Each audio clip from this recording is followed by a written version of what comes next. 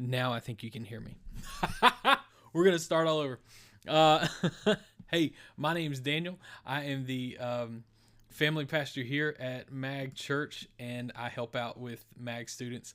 And sorry, I'm still trying to learn this. We got a brand new system up and running, and this is kind of like a test run.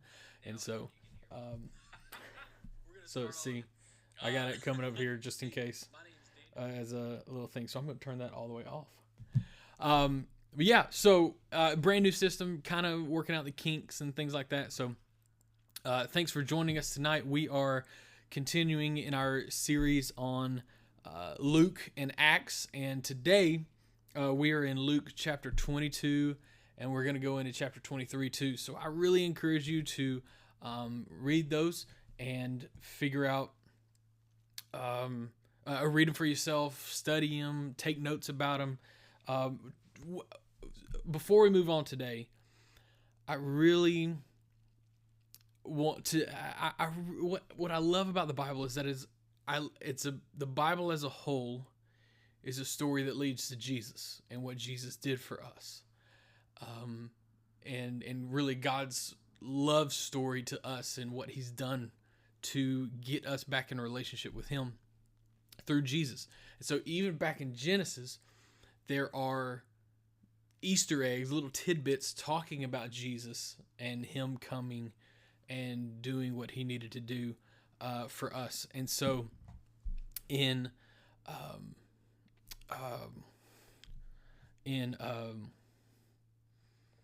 Luke chapter 22, we're going to start off with the Passover meal. So what Jesus has just done, He has just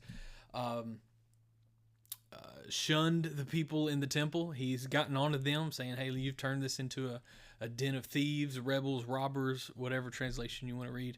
And so with that, he has so he kind of he teaches for a little bit, and then he gets to this point where they have this Passover meal.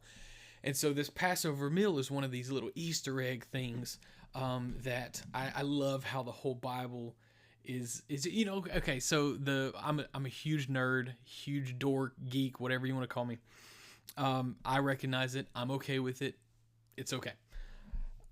If you watch all the Marvel movies, right, the MCU, there's little Easter eggs here and there about maybe about Iron Man showing up in the Incredible Hulk movie, or Captain America being in the Spider-Man movie, stuff like that, or these little bitty Easter eggs, say in Thor Ragnarok, where you see a character from that's only been in the comics, and so it's like little tidbits for us nerds that are like, oh yeah, that's I've seen that, I know what they're doing, and so it's just it is what it is, and so in Luke chapter 22, when they're doing the Passover meal, it's an Easter egg. It's kind of like a callback to when the Israelites left Egypt.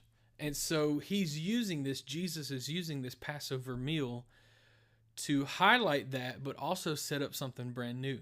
And so in Luke chapter 22, he's doing the last, a lot of people call it different things. It's the Passover meal to all of them at that time, but to us, we call it like the Last Supper, or the Lord's Supper. We call it things like that. So, and he's using the bread and the wine.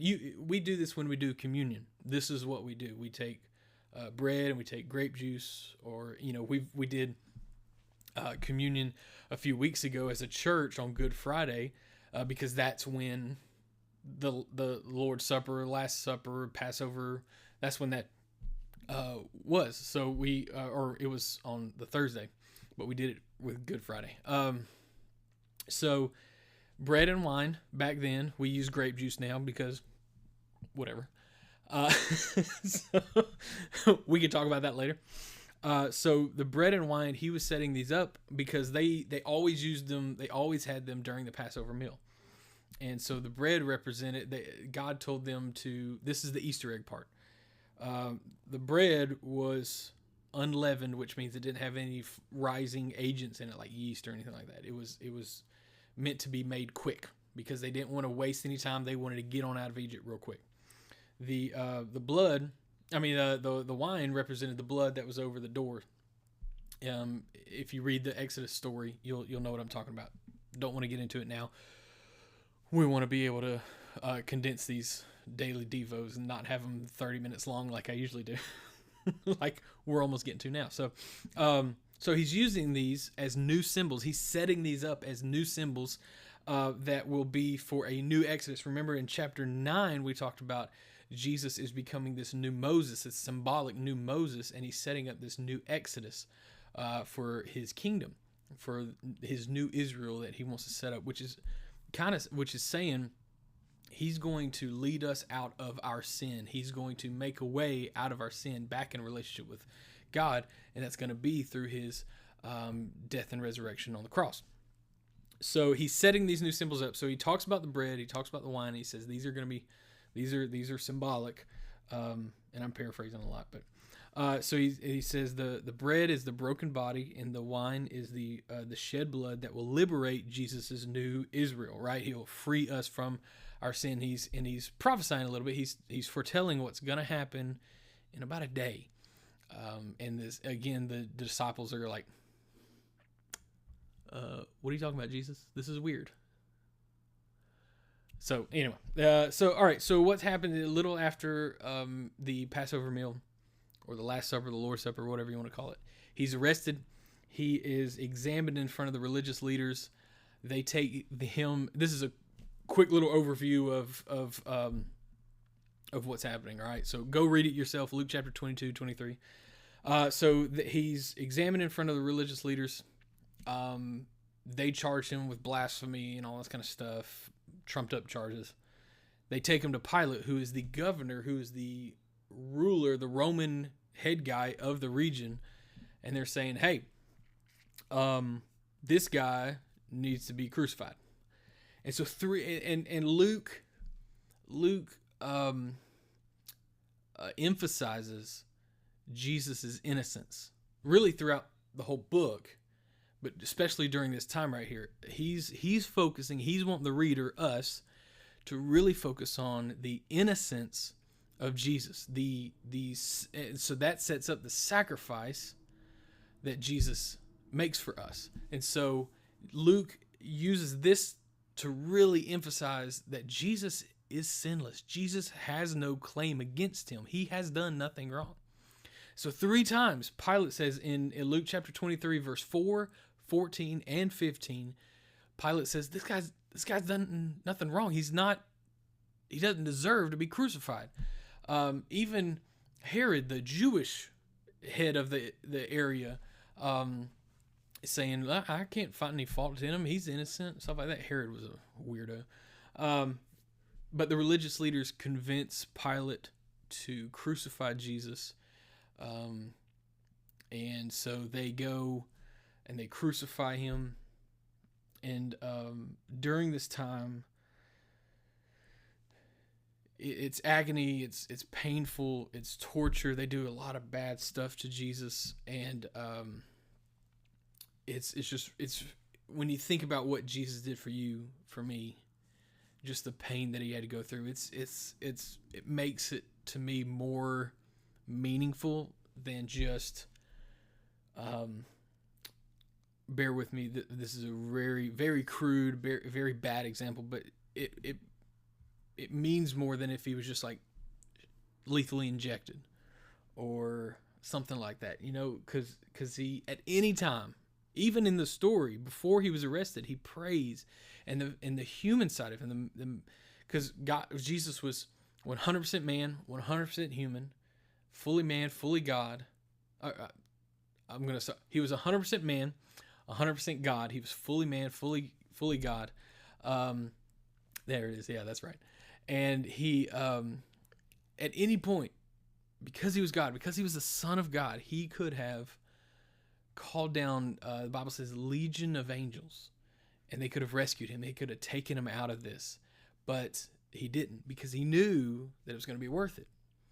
So going through all the torture, going through everything that he had to go through, to me personally, it means so much more than just if he was like sat down on a thing, and because he knew what this would mean for you and me, and that he had to do it. And so I'm so grateful, and I try to live my life full of gratitude for that. And I think that's what Christians have to do. They have to live their life in a life of gratitude for the sacrifice, for the price that Jesus paid for us. And so while he's on the cross, the whole message that he'd been preaching about love and forgiveness and this upside down kingdom that was upside down of the society that was around that day, and even our society now, even our culture now, God's kingdom is kind of upside down to that. Even while he's on the cross, he is living out this message. He is loving, he is forgiving. In Luke chapter 23, verse 34, he is forgiving those Roman soldiers that just nailed him to the cross, that are nailing him to the cross, and they hoist him up, and he's there. And even one of his last words is forgiveness and love and mercy to one of the other people that are on the cross with him. So he's got two guys on each side, or one guy on each side, and one of them curses at him, doesn't like him, blah, blah, blah, blah. The other guy says, "Remember me, Jesus." He goes, "Don't you know who this is? He's innocent." And so Jesus says, I'll today in chapter 23, verse 43, he says, "Today you will be with me in paradise." So even in this moment, Jesus is forgiving. He is loving. He is merciful. He's up on a cross. He's about to die, and he loves. He forgives. So he is, up until his last breath, living out this message that he's been preaching from Luke chapter 9 to 19, and even in chapters all the way up to chapter 21. So that's where we're going to leave off. I know it's rough, it's hard, but this is like a cliffhanger, right? Unless you know the story, which I'm guessing most of you do. But this is a little cliffhanger. We're going to leave it. So Jesus, right now, he has just told the guy that's hanging on the cross with him, next to him, "Today you'll be with me in paradise." And then in Luke chapter 23, verse 46, Jesus shouted, "Father, I entrust my spirit into your hands." And with those words, he breathed his last. So Luke chapter 23, Jesus dies. And I want to point out something that the Roman soldier said right after this. It says in verse 47, when the Roman officer overseeing the execution, overseeing the crucifixion, saw what had happened, he worshiped God and said this, "Surely this man was innocent." So, like I said earlier, Luke is pointing out the innocence, the blamelessness that Jesus has in him. He has never sinned. He is perfect. He has done no wrong, but yet they're crucifying, they're murdering him. The conspiracy has come to fruition. The guys have talked behind his back in dark alleys and dark corners in homes where nobody can see them. They have done that, and so it is finally the conspiracy has finally done what it's needed to do. He's dead.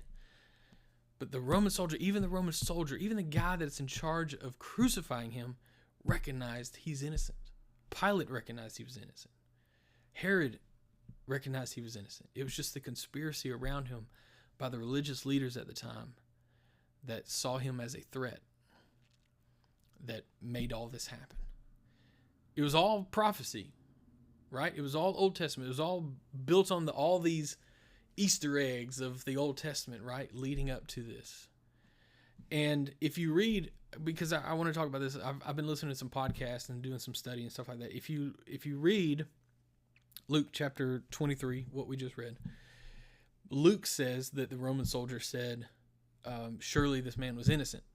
If you look at Matthew and Mark, it says the Roman soldier said this, "Surely this man was the Son of God," or something like that. He was the Son of God. Surely this man was the Son of God, something like that. And so a lot of us, and I don't know if you've ever had any of these thoughts too, but some of us can read that and say, well, what did he say? What did this man say? The Bible's contradicting itself. It's like, no, that's not the case. All right, and we're almost done, okay? Last thing. I can fit this in about 2 minutes. It's not that he didn't say either one. It's just Luke is wanting the reader. The whole book has been about Jesus' innocence and blamelessness and sinlessness. So he's just emphasizing the innocence in what the Roman soldier said. It's not contradictory to what Matthew and Mark said that he said. It's just, this is his way of showing you that that Jesus was innocent. Luke did a lot of research. Luke did a lot of eyewitness accounts, eyewitness interviews, and things like this. And so he takes it and he's kind of paraphrasing. He's condensing the story and that's really what a lot of the Gospels did. And so he is, and it's not false, it's not made up or anything like that, but it's just, it's going along with his story, right? You got to read again, Luke was a letter.